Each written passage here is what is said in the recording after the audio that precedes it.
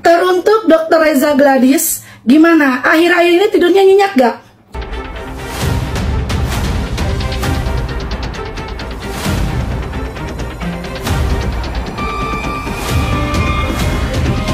Assalamualaikum. Halo Abang Aska. Selamat ulang tahun yang ke-11, panjang umur. Semoga Aska jadi anak yang pintar, makin soleh, makin nurut sama Ami, sayang sama adik kakaknya juga. Maaf ya, tahun ini kita nggak bisa rayain ulang tahun sama-sama. Tapi setelah Ami selesai sekolah hukumnya, nanti kita rayain sama-sama ya, seperti tahun-tahun sebelumnya.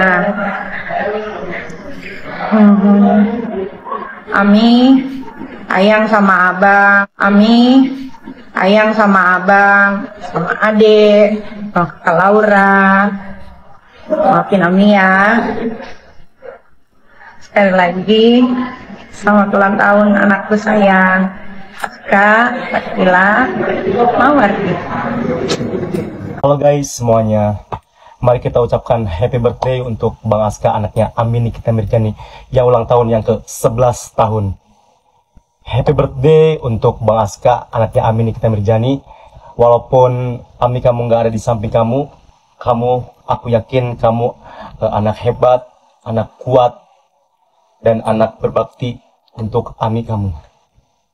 Semoga panjang umur, sehat selalu, dimudahkan rezekinya, dilimpahkan, dan banyak orang yang sayang sama kamu Bang Aska.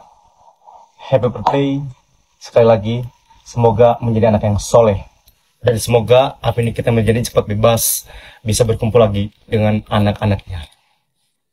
Terima kasih. Ini buat kalian ya, fans-fansnya Niki ataupun siapapun itu di luar sana yang mendukung Nikita Mirzani. Stop ngebahas tentang jaket jeans biru. Oke, stop ngebahas tentang itu. Dan stop ngebahas tentang apapun yang tidak berkesinambungan dengan kasus yang dialami Niki sekarang ini ya. Ingat, kalian harus fokus sama 3 hal aja. Yang pertama, kalian harus fokus sama kasusnya Niki sekarang ini. Yang kedua, kalian harus fokus terhadap kasus suap menyuap yang katanya itu sudah dikondisikan. Dan yang ketiga, kalian harus fokus terhadap kasus judol. Pokoknya kalian jangan lupa ya sama 3 yang harus kalian ingat ya. Kasus Niki, kasus suap penyuap yang dikondisikan, dan juga kasus judol. Judol, judi online. Pokoknya kita harus ke batas judol ya. Judol, J-U-D-O-D-O tambah L, judol. Bye judol. Kasus yang menjerat Nikita Mirzani kini memasuki babak baru. Pihak Nikita resmi mengeluarkan seluruh bukti, berupa video dan percakapan yang mengejutkan publik.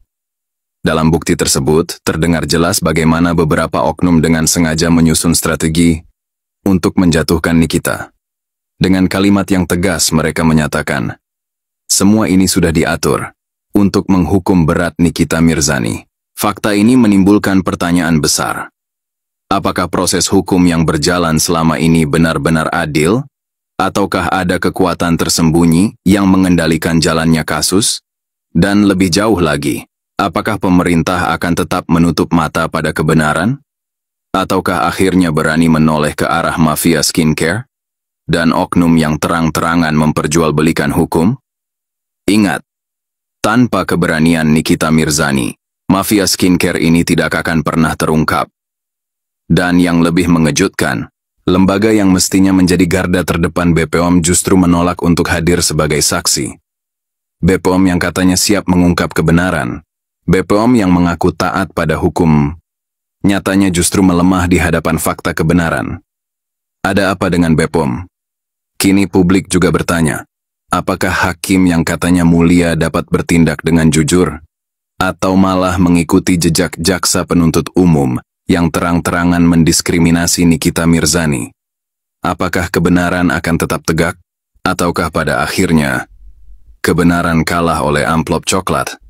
Publik menunggu dengan penuh tanda tanya. Bagaimana pengadilan merespons bukti-bukti terbaru ini? Dan apakah kebenaran akhirnya akan terungkap? Satu hal yang pasti, sidang Nikita Mirzani bukan lagi sekadar perkara pribadi. Ia telah berubah menjadi sorotan nasional tentang keadilan, kebenaran, dan kekuasaan hukum di negeri ini. Apakah adil untuk seorang Nikita Mirzani yang membongkar aib dan membongkar para mafia skincare yang membantu rakyat Indonesia supaya nggak ketipu sama produk-produk yang abal-abal dan berbahaya, overclaim? Dia yang dihukum, adil atau tidak? Nikita Mirzani yang single parents, mempunyai anak 3 dan dia harus bertanggung jawab untuk anaknya, tapi dia harus dihukum hanya karena membela rakyat Indonesia yang hampir ketipu sama produk-produk yang overclaim, yang berbahaya. Iya kan? Dia merelakan diri dia ditahan selama 8 bulan waktu dengan anak-anaknya terbuang dengan sia-sia. Sedangkan si mafianya masih seliweran sana sini, masih ketawa sana sini. Sidang Nikita Mirzani belum kunjung juga selesai. Jadi buat kalian pendukung Nikita Mirzani, silahkan komen di bawah ini untuk mendukung dia supaya kita tahu siapa aja yang mendukung dia. Silahkan komen sebanyak-banyak di bawah ini supaya kita membuktikan kepada semua orang kalau kita ini masih mendukung Nikita Mirzani. Teruntuk Dr. Reza Gladys, gimana? Akhir-akhir ini tidurnya nyenyak gak? Setelah dituntut balik oleh terdakwa Nikita Mirzani senilai 244 miliar, secara uang segitu buat Dr. Reza Gladys sangatlah kecil, bukan? Secara sepatunya aja harganya katanya 5 digit. Ups. Teruntuk Ami Nikita Mirzani, semangat Ami. Nilai segitu seharusnya bisa dilebihin lagi ya, karena sangat-sangat merugikan segala-galanya. Untuk Dr. Reza Gladys, semangat jualannya, semangat live-nya. Kecil lah ya, cuma 244 miliar dituntut baliknya juga. Secara ya kan, hasil nipu selama ini menjual produk overclaim, produk yang berbahaya, keuntungannya itu sangat luar biasa, bukan? Jadi 244 miliar itu sangatlah kecil untuk Dr. Reza Gladys. Semangat. Sepatunya aja harganya 5 digit. Akhirnya, semua rekaman video dan suara diputar di ruang sidang guys. Setelah menghadirkan 2 saksi meringankan, yaitu ahli TPPU dan ITE, tibalah agenda penyampaian bukti-bukti meringankan dari terdakwa. Banyak rekaman suara dan video yang diputar di ruang persidangan guys. Tapi, mau tahu yang paling gong apa? Rekaman suara yang dulu hakim menolak untuk diperdengarkan, akhirnya semalam diputar dan diperdengarkan di ruang sidang. Hakim dan JPU hanya bisa diam tanpa komentar guys, tanpa interupsi selama rekaman suara itu diperdengarkan. Hakim pun menanggapi rekaman suara itu dengan mengatakan kalau dari awal tidak pernah ada yang namanya transaksional di dalam sidang yang saat ini sedang berlangsung.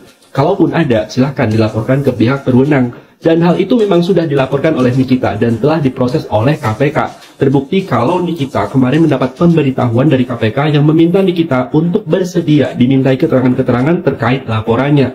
Deg-degan gak tuh JPU dan Hakim? Kalau seandainya memang telah ada transaksional di persidangan ini, dan terkait rekaman tersebut akhirnya secara mengejutkan Nikita memberikan satu nama, yaitu Duta Intel. Dialah yang telah memberikan rekaman suara tersebut guys. Wow, apakah selanjutnya Duta Intel akan dipanggil oleh KPK untuk dimintai keterangan juga? Kalau iya, wah, aku sih yakin kalau Duta Intel akan siap mengungkap kebenaran.